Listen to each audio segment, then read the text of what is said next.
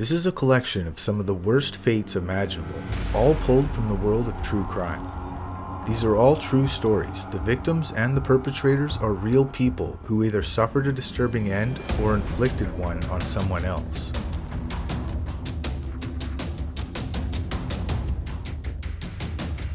On April 22, 1974, Dale Pierre, William Andrews, Keith Roberts, and 3 other men drove in 2 vans to the hi-fi shop at 2323 Washington Boulevard in Ogden, just before closing time. 4 of the group rushed the shop brandishing handguns, while Roberts and another man remained with the vehicles. 2 employees, Stanley Walker, aged 20, and Michelle Ansley, aged 18, were in the store at the time and were taken hostage. Pierre and Andrews took the 2 into the store's basement and bound them, and the gang then began robbing the store. Shortly after the robbery had began, a 16-year-old boy, Courtney Naisbitt, arrived to thank Walker for allowing him to park his car in the store's parking lot as he ran an errand next door. He was also taken hostage and tied up in the basement with Walker and Ansley. It would be a little later that evening that Orrin Walker, Stanley Walker's 43-year-old father, became worried that his son had not returned home and decided to stop in at the store to check in. Courtney Naisbitt's mother, Carol Peterson Naisbitt, also arrived at the shop later that evening to look for her son, who was late getting home. Both Orrin and Carol would be immediately taken hostage upon arriving, tied up and forced into the basement. So far, things seem to look like a simple robbery, but the true depravity of what these men were capable of would soon become apparent. With 5 people now held hostage in the basement, Pierre told Andrews to retrieve something from his van. Andrews returned with a bottle in a brown paper bag, from which Pierre poured a cup of Drano drain cleaner. He then ordered Orrin to administer it to the other hostages, but he refused and was left bound and gagged on the basement floor. Taking matters into their own hands, the 2 then propped the hostages into sitting positions and forced them to drink the Drano, telling them it was vodka laced with sleeping pills. The corrosive mixture immediately caused blisters on the victims' lips, burnt their tongues and throats, and peeled the flesh around their mouths. Pierre and Andrews tried to duct tape the hostages' mouths shut to hold the quantities of drain cleaner in and to silence their screams, but the oozing blisters and foaming vomit prevented the adhesive from sticking. Orrin was the last to be given the Drano, but seeing what was happening to the other hostages, he allowed it to pour out of his mouth and then mimicked the convulsions and screams of his son and the other hostages. When what they thought would be a quick death started to become too loud and too messy, Pierre decided to fast-track the process and shot Carol and Courtney Naisbitt in the backs of their heads, killing Carol but leaving Courtney alive. He then also fatally shot Stanley before shooting at Orrin, but managing only to graze the back of his head. Now, after executing several hostages, Pierre drags Ansley down to the far corner of the basement, forcing her at gunpoint to remove her clothes, then repeatedly rapes her after telling Andrews to leave for 30 minutes. Afterwards, he allowed her to use the bathroom while he watched, then dragged her, still naked, back to the other hostages, threw her on her face, and shot her in the back of the head. According to Orrin's testimony, her last words were, "I'm too young to die." Andrews and Pierre then noticed that Orrin was still alive, so Pierre mounted him, wrapped a wire around his throat, and tried to strangle him. When this failed, Pierre and Andrews inserted a ballpoint pen into Orrin's ear. Pierre stomped it until it punctured his eardrum, broke, and exited his throat. The 2 then went upstairs, finished loading equipment into their van, and left. The bodies would end up being discovered almost 3 hours later, when Orrin's wife and other son came to the store looking for them. Upon arriving at the shop, Orrin's son heard muffled noises coming from the basement and broke down the back door, while Mrs. Walker called the Ogden police. Stanley Walker and Ansley were already dead. Carol Naisbitt was taken by ambulance to St. Benedict's Hospital but was pronounced dead on arrival. Courtney, although not expected to live, survived with severe and irreparable brain damage. He was hospitalized for 266 days before being released, and Orrin Walker survived with extensive burns to his mouth and chin, as well as the damage to his ear caused by the pen. The joint trial of Pierre, Andrews, and Roberts for first-degree murder and robbery began on October 15, 1974 in Farmington. On November 16th, Pierre and Andrews were convicted of all charges. Roberts was convicted only of robbery. 4 days later, Pierre and Andrews were sentenced to death. Pierre was executed in 1987 in Texas and Andrews in 1992. Roberts was sentenced to 5 years to life and was paroled in 1987.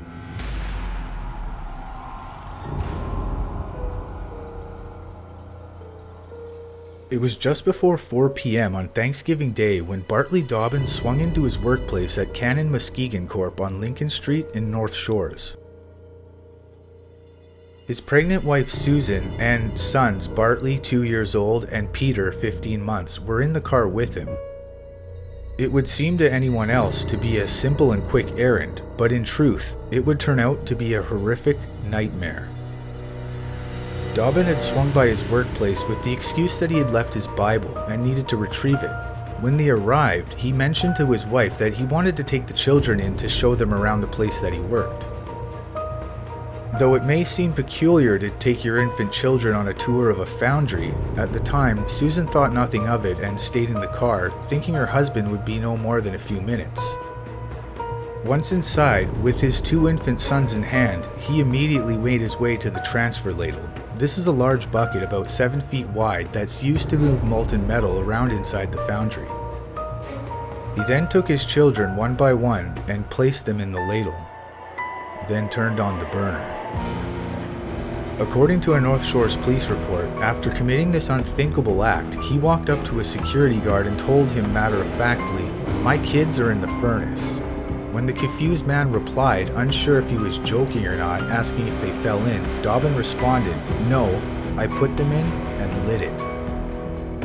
If there is any solace at all to be taken from this case, it's that, though hard to believe, according to the medical examiner, the pair's deaths came quickly as they suffocated in the heat that climbed to over 1200 degrees. And while their end came quick, bringing Dobbin to trial would take nearly 2 years. Dobbin and his wife had recently been having marital problems, brought on by an onset of schizophrenia that had been diagnosed about a year earlier. When this was combined with his refusal to take his medication, it would begin to eat away at the relationship. These facts would lead Muskegon County's chief prosecutor at the time to later argue that Dobbin had planned the murders as a way to get back at his wife. Following the deaths, Dobbin was taken to the State's Center for Forensic Psychiatry and was found by psychiatrists to be competent to stand trial. He would subsequently be convicted in 1987 for first-degree murder and sentenced to life.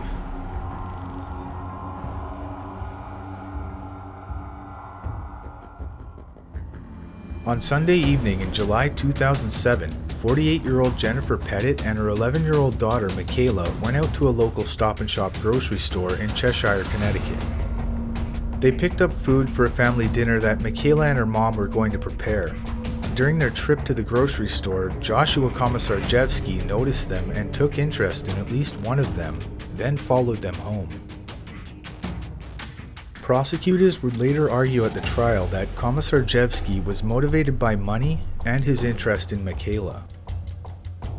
Shortly afterwards, his friend Stephen Hayes sent a text message to Komisarjevsky that read, "I'm chomping at the bit to get started. We still on?" Komisarjevsky replied in the affirmative. Hayes' next text asked, "Soon?" To which Komisarjevsky replied, "I'm putting the kids to bed. Hold your horses." According to Hayes' confession, Komisarjevsky and he had planned to rob the Pettit house under the cover of darkness, leaving the family bound but otherwise unharmed. Both would later attribute the grisly outcome to a change of plan. Upon their arrival in the early hours of July 23rd, they found Dr. Pettit asleep on the couch in the sunroom. Komisarjevsky had entered the basement through an unlocked door, and leaning on the basement stairs was a baseball bat. He took the bat as he ascended the stairs, then entered the sunroom and used it to strike Dr. Pettit 4 or 5 times in the face. Hayes and Komisarjevsky then bound his wrists and ankles with plastic zip ties and rope. Dr. Pettit remembers one perpetrator telling the other, "If he moves, put 2 bullets in him." The children and their mother were then bound in their respective rooms. Hayes and Komisarjevsky tied them by their wrists and ankles to their bedposts and placed pillowcases over their heads. After restraining the victims, the two then ransacked the house for cash. They then took Dr. Pettit to the basement where they tied him to a support pole. The two continued ransacking the house for money but weren't satisfied with what they found.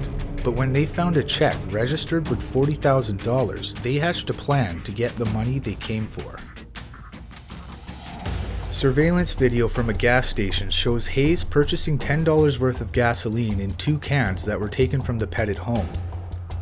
After returning to the house, Hayes forced Mrs. Pettit to the bank with him. He forced her to withdraw $15,000 from her line of credit when the bank opened. He allowed her to enter a loan, confident that his threats of harming her still hostage family would keep her from saying anything. But when she entered, she immediately informed the bank teller that 2 men were holding her family hostage in their home and threatening to kill them all.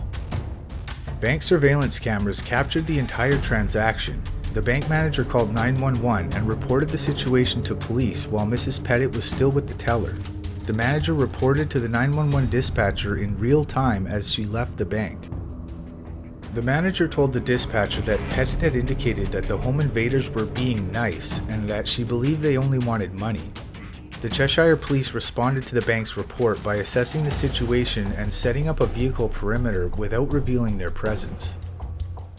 During this time, Hayes and Komisarjevsky would worsen the nature of their crimes. Komisarjevsky assaulted and took advantage of 11-year-old Michaela. Forensic testing results showed that there was bleach on Michaela's clothes, indicating that Komisarjevsky may have tried to eliminate DNA evidence from the assault. While his wife and daughter were being assaulted in different parts of the house, Dr. Pettit somehow managed to loosen his restraints, and with a jolt of adrenaline, he managed to escape from a window, and despite being barely able to see, he ended up at the neighbor's house, unrecognizable because of how badly he had been beaten. Hayes said in his confession that while he was raping Mrs. Pettit on the living room floor, Komisarjevsky entered and announced that Dr. Pettit had escaped. This apparently set Hayes off enough that he strangled her to death on the spot. It's also believed that Hayes probably finished violating her after she had been murdered. And as disturbing and ruthless as this horrific event already was, it was about to get much darker. The two would go on to douse Mrs. Pettit's lifeless body and parts of the house, including the daughter's bedrooms, with gasoline. Sadly and disturbingly, the girls would not be spared this terrible fate. While tied to their beds, both daughters were doused with gasoline as well. Investigators would later find the accelerant on the Pettit sisters' beds and on the clothing that they were wearing. Hayes and Komisarjevsky then started a fire and fled the scene. Tragically, Haley and Michaela both died of smoke inhalation. Haley did manage to escape her restraints and run out of her bedroom and into the hallway, but was quickly overcome by smoke and toxic fumes and collapsed. Her body was found at the top of the staircase. 3rd and 4th degree burns on her feet indicate that she got very close to the fire around the time that she died. The medical examiner who performed an autopsy on her couldn't determine if the burns occurred before or after her death. Michaela's body was found in her bedroom. She was still in her bed, her hands tied to it and her lower body hanging off of it. Like with her older sister, Michaela's burns may have occurred while she was still alive. Hayes and Komisarjevsky fled the scene in the Pettit family car. As the house had been perimetered by police in all directions, they were immediately spotted by surveillance, pursued and arrested 1 block away after crashing into a police car. The home invasion had lasted 7 hours. Both Hayes and Komisarjevsky confessed to the murders, and detectives testified that Hayes smelled of gasoline throughout their interrogation. The two were convicted on numerous charges related to the murders and each received the death penalty for their crimes. They are currently awaiting execution on death row.